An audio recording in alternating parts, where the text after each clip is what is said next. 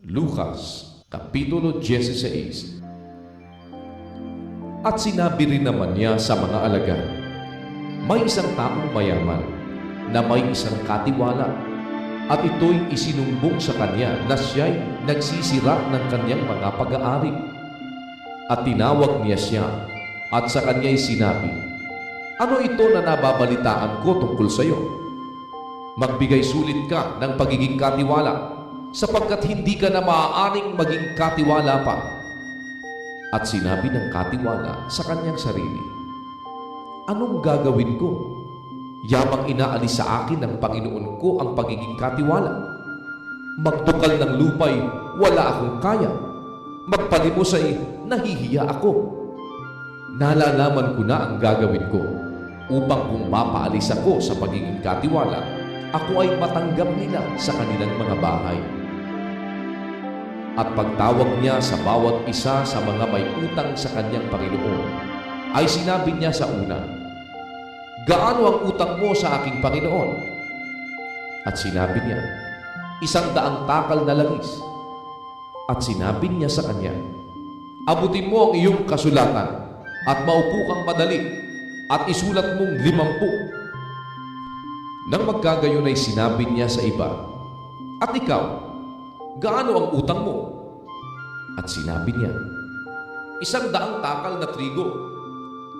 Sinabi niya sa kanya, abutin mo ang iyong kasulatan at isulat mong 80. At pinuri ng kanyang Panginoon ang lilong katiwala, sapagkat siya'y gumawang may katalinuhan, sapagkat ang mga anak ng sanlibutan ito sa kanilang sariling lahi ay matatalino kaysa mga anak ng ilaw. At sinabi ko sa inyo, makipagkaibigan kayo sa pamamagitan ng kayamanan ng kasamaan, upang kung kayo'y magkulang, ay kanilang tanggapin kayo sa mga walang hanggang tabernakulo. Ang mapagtapat sa kakaunti ay mapagtapat din naman sa marami, at ang di matuwid sa kakaunti ay di rin naman matuwid sa marami. Kung kayo nga'y di naging mapagtapat sa masamang kayamanan, sino nga ang magkakatiwala sa inyo ng mga tunay na kayamanan? At kung di kayo naging mapagtapat sa kayamanan ng iba, sino ang sa inyo'y magbibigay ng sa inyong sarili? Walang aliping makapaglilingkod sa dalawang Panginoon, sapagkat kapupuotan niya ang isa at iibigin ang ikalawa, o di kaya'y magtatapat sa isa at pawawalang halaga ang ikalawa. Hindi kayo makapaglilingkod sa Diyos at sa mga kayamanan. At ang mga Fariseo na pawang maibigin sa salapi ay nangakikinig ng lahat ng mga bagay na ito, at siya'y tinutuya nila. At sinabi niya sa kanila, kayo ang nag-aaring ganap sa inyong sarili sa paningin ng mga tao.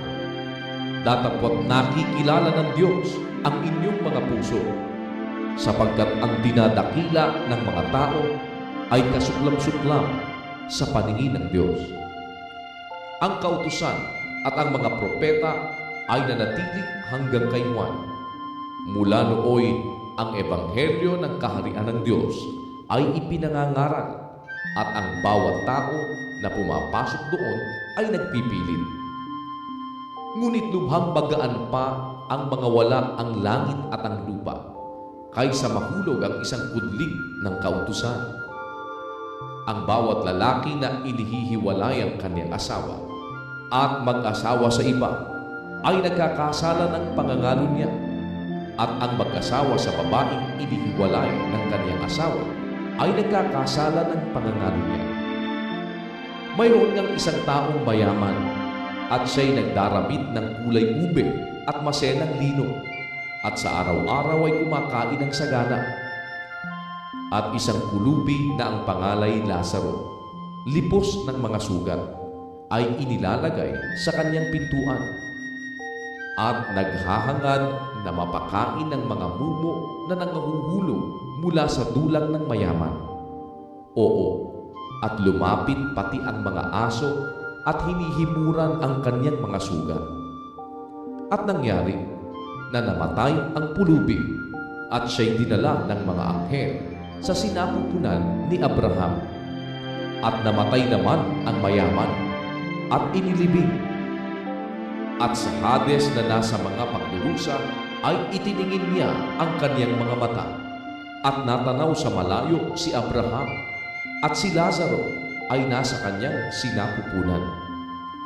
At siya'y sumigaw at sinabi, "Amang Abraham, maawa ka sa akin at subuin mo si Lazaro upang itubog niya sa tubig ang dulo ng kanyang daliri at palamigin ang aking dila sapagkat naghihirap ako sa alab na ito." Datapwat, sinabi ni Abraham, "Anak, alalahanin mo na ikaw ay tumanggap ng iyong mabubuting bagay sa iyong pamumuhay.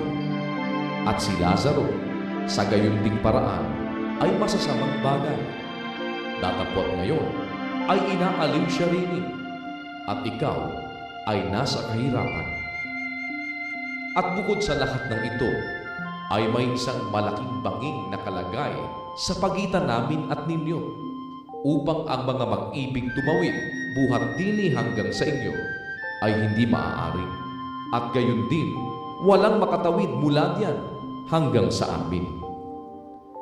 At sinabi niya, "Ipinamamanhik ko nga sa iyo, Ama, na subuin mo siya sa bahay ng aking ama, sapagkat ako'y may 5 kapatid na lalaki, upang sa kanila'y patutuhanan niya. Baka pati sila'y mga parito sa dakong ito ng pagdurusa." Datapwat, sinabi ni Abraham, "Nasa kanila si Moises at ang mga propeta, bayaang sila'y pakinggan nila." At sinabi niya, "Hindi amang Abraham, datapwat kung ang isang mula sa mga patay ay makaparoon sa kanila, sila'y magsisisi." At sinabi niya sa kanya, "Kung di nila pinakikinggan si Moises at ang mga propeta, ay di rin mga hihikayat sila kahit ang isa'y magbangon sa mga patay."